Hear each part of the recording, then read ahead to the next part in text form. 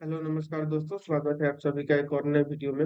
आज हम लोग इस वीडियो में मॉडल सेट नंबर 71 से लेकर मॉडल सेट नंबर 75 तक करेंगे, जो कि आपके रेलवे ग्रुप के एग्जाम के लिए बहुत ही इम्पोर्टेंट होगा। और बिहार में जितने भी एग्जाम होने वाले हैं जिसमें कि साइंस का पूछा जाता है सवाल, उसके लिए इम्पोर्टेंट होगा। चलिए शुरू करते हैं। पहला सवाल है, पनडुब्बी के अंदर से बाहर की वस्तुओं को देखने के लिए किस यंत्र का प्रयोग किया जाता है? तो पेरिस्कोप का प्रयोग करके अंदर से बाहर की वस्तुओं को देखा जाता है। एक न्यूटन कितने डाइन के बराबर होता है? तो 10 के पावर 5 डाइन के। एक जूल कितने अर्ग के बराबर होता है? तो 10 के पावर 7 अर्ग के बराबर होता है। अगला सवाल है, एक प्रकाश वर्ष कितने मीटर के बराबर होता है? तो 3.46 गुना 10 के पावर 15 मीटर के। प्रथम श्रेणी का उत्तोलक लीवर कौन है? तो कैंची, पिलास, कील उखाड़ने की मशीन, साइकिल का ब्रेक, ये जो है वो प्रथम उत्तोलक आते हैं। ठीक है। जिसमें कि क्या होता है कि पीछे से भार लगाया जाता है और बीच में इसका जो रहता है वो नट रहता है, यानी वहां से ये कार्य करता है, और कर्ता जो है वो आगे से है। तृतीय श्रेणी का उत्तोलक कौन होता है? तो सौरवता नींबू निचोड़ने की मशीन। तृतीय श्रेणी का उत्तोलक कौन होता है? तो चिमटा, किसान का हल, मनुष्य का हाथ, ये जो है तृतीय श्रेणी का उत्तोलक है। अगला सवाल है, यांत्रिक ऊर्जा को विद्युत ऊर्जा में कौन परिवर्तित करता है? तो डायनेमो जो है वो यांत्रिक ऊर्जा को विद्युत ऊर्जा में परिवर्तित करता है। अगला सवाल है, सौर ऊर्जा को विद्युत ऊर्जा में कौन परिवर्तित करता है? तो सोलर सेल जो है वो सौर ऊर्जा को विद्युत ऊर्जा में परिवर्तित करता है।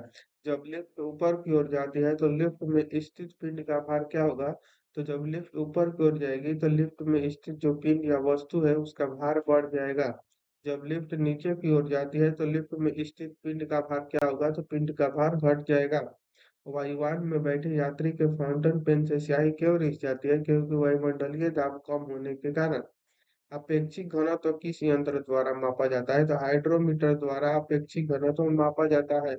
जब कृष्णली को पानी में डुबाया जाता है तो क्या प्रभाव पड़ता है? तो पानी ऊपर चढ़ जाता है, यानी कि अंदर धंसा हुआ होता है। जब कृष्णली को पारे में डुबाया जाता है तो क्या प्रभाव पड़ेगा? पारे का सतह उभरा हुआ प्राप्त होता है।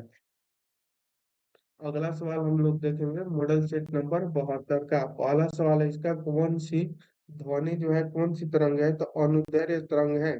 झूलने वाली लड़की की बगल में कोई दूसरी लड़की आकर बैठ जाए तो आवर्तकाल पर क्या प्रभाव पड़ेगा? तो आवर्तकाल पर कोई प्रभाव नहीं पड़ेगा।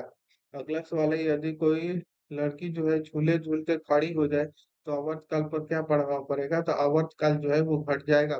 गर्मी में लोलक की लंबाई पर क्या प्रभाव पड़ता है? तो गर्मी में लोलक की लंबाई जो होती है वो बढ़ जाती है।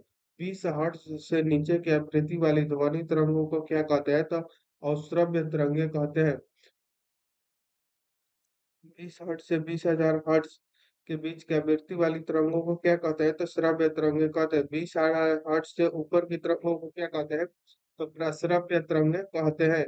समुद्र की गहराई का पता लगाने, दूध के अंदर की हानिकारक जीवाणुओं को नष्ट करने, गठिया रोग के उपचार एवं मस्तिष्क के ट्यूमर का पता लगाने आदि में किस तरंग का प्रयोग किया जाता है? तो प्रसरव्य तरंगों का प्रयोग किया जाता है। यदि नीचे उतरते समय लिफ्ट की डोरी टूट जाए तो वह मुक्त पिंड की भांति नीचे गिरती है। ऐसी स्थिति में लिफ्ट में स्थित पिंड का भार क्या होगा? तो पिंड का भार शून्य होगा। जब बर्फ पानी में तैरता है तो उसके आयतन पर कितना भाग पानी के ऊपर रहता है? तो 1/10 भाग। एक्स किरणें की खोज किसने की थी? तो रोजन ने एक्स किरणें की खोज किया था। पराबैंगनी किरणें की खोज किसने की? तो रिटर ने। और रक्त विकिरण की खोज किसने की? तो हॉल ने। ध्वनि की चाल सबसे अधिक किस माध्यम में होती है? तो ध्वनि की चाल सबसे अधिक ठोस में होता है। ध्वनि की चाल सबसे कम किस माध्यम में होती है? तो गैस में। अगला सवाल है मॉडल सेट नंबर 73 का। इसका पहला सवाल है, प्रतिध्वनि यानी कि इको सुनने के लिए श्रोता एवं प्रवर्तक सतह के बीच न्यूनतम दूरी कितनी होनी चाहिए? तो 17 मीटर या 16.7 मीटर होना चाहिए। पारा किस ताप पर जमता है? तो -39 डिग्री सेल्सियस पर। अल्कोहल किस ताप पर जमता है? तो -115 डिग्री सेल्सियस पर। ठोस माध्यम में ऊष्मा संचरण किस विधि से होता है? तो चालन विधि द्वारा। द्रवों एवं गैसों में ऊष्मा का संचरण किस विधि द्वारा होता है? तो संवहन विधि द्वारा। वायुमंडल किस विधि द्वारा गर्म होता है? तो संवहन विधि द्वारा। कोबाल्ट 60 आमतौर पर विकिरण चिकित्सा में प्रयुक्त होता है, तो ये कौन सा उत्पन्न किरण करता है? कौन सा किरण? तो गामा किरण। पेट अथवा शरीर के अन्य आंतरिक अंगों के अन्वेषण के लिए प्रयुक्त तकनीक एंडोस्कोप किस सिद्धांत पर आधारित है? तो पूर्ण आंतरिक परावर्तन पर आधारित है। तेजी से घूमती हुई फुटबॉल के बीच वायु में दोलन होना किस सिद्धांत पर कार्य करता है? तो बर्नौली प्रमेय सिद्धांत पर कार्य करता है। बेरियम एक उपयुक्त रूप से रोगियों को पेट के एक्स किरण परिरक्षण के पूर्ण क्यों खिलाया जाता है? क्योंकि बेरियम एक्स किरण का क्या है? तो एक अच्छा अवशोषक है और इससे जो है चित्र में पेट के अन्य क्षेत्रों की तुलना में स्पष्ट दिखने में सहायता मिलती है। धुलाई मशीन के कार्य किस सिद्धांत पर कार्य करते हैं? तो अपकेंद्रीय बल पर। पेरिस्कोप किस सिद्धांत पर कार्य करता है? तो पूर्ण आंतरिक परिवर्तन पर। एक बर्तन पानी से भरा है और उसमें बर्फ का टुकड़ा पानी के सतह के ऊपर तैर रहा है। क्या होगा जब बर्फ का टुकड़ा पिघलने लगेगा? तो पानी का तल अपरिवर्तित रहेगा। अंतरिक्ष यान में पृथ्वी की परिक्रमा करते हुए यात्री का भार क्या होगा? तो शून्य होगा। अगला मॉडल सेट है मॉडल सेट नंबर 74। कह रहा है कि फोटोग्राफी कैमरा के अंदर की सतह को काला कर दिया जाता है ताकि क्या हो? पूर्ण आंतरिक परावर्तन न हो। अल्ट्रासाउंड नामक तकनीकी किस पर आधारित हो रहा है? तो अति उच्च आवृत्ति की तरंगों प्रतिध्वनियों के अभिलेखन पर आधारित है। प्रकाश विद्युत सेल का कार्य क्या है? तो प्रकाश ऊर्जा को विद्युत ऊर्जा में परिवर्तन करना। उस ग्रह का नाम बताए जो पश्चिम में उदय होता है? तो शुक्र। हमारे पृथ्वी के द्रव्यमान आकार एवं घनत्व के समान कौन ग्रह है? तो शुक्र है। अगला सवाल है, विद्युत बल्ब में निम्न दाब पर नाइट्रोजन या आर्गन गैस की मात्रा क्यों भरी जाती है? क्योंकि तंतु का वाष्पन न हो पाए। भारी मशीनों में स्नेहक के रूप में किसका प्रयोग किया जाता है? तो ग्रेफाइट का। ध्रुव तारा जिस तारा मंडल में है, उसका नाम क्या है? तो ऑर्सो माइनर। हमारा सूर्य कैसा तारा है? तो एक मध्यम आकारी तारा है। समुद्र में डूबी वस्तुओं को पता लगाने हेतु प्रयुक्त उपकरण कौन सा है? तो सोनार है।